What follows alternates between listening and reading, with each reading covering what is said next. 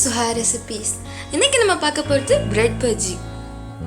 அதுக்கு ஒரு பவுலில் 1 கப் அளவு கடலை மாவு சேர்த்துக்கோங்க. அதுக்கு அடுத்ததான் 2 டீஸ்பூன் அளவு அரிசி மாவு சேர்த்துக்கோங்க.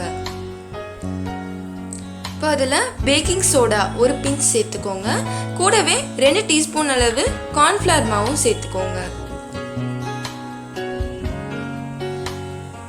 தேவையான அளவு உப்பு சேர்த்துக்கோங்க.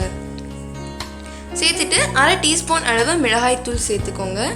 கூடவே 1/2 டீஸ்பூன் அளவு மிளகுத்தூளும் சேர்த்துக்கோங்க. சேர்த்து அதை தண்ணி ஊற்றி நல்லா கலந்து விட்டுக்கோங்க.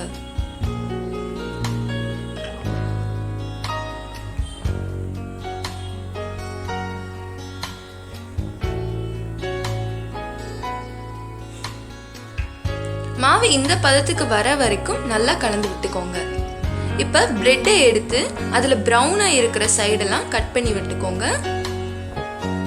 ஒரு பிரெட்டை 2ஆக கட் பண்ணிக்கோங்க. இன்னொரு கடாயில் எண்ணெய் ஊற்றிக்கோங்க.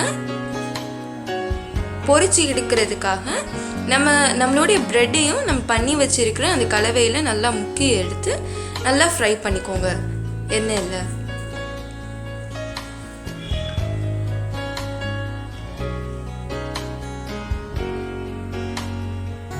திருப்பி விட்டுக்கலாம்.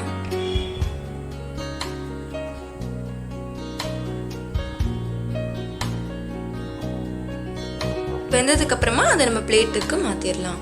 அவ்வளவுதான், சுவையான பிரெட் பஜ்ஜி தயாராயிடுச்சு. இந்த வீடியோ உங்களுக்கு பிடிச்சிருந்தா லைக் பண்ணுங்க, கமெண்ட் பண்ணுங்க, ஷேர் பண்ணுங்க, சப்ஸ்கிரைப் பண்ணுங்க, மறக்காம பெல் பட்டனை அமைக்கிறீங்க. தேங்க்யூ.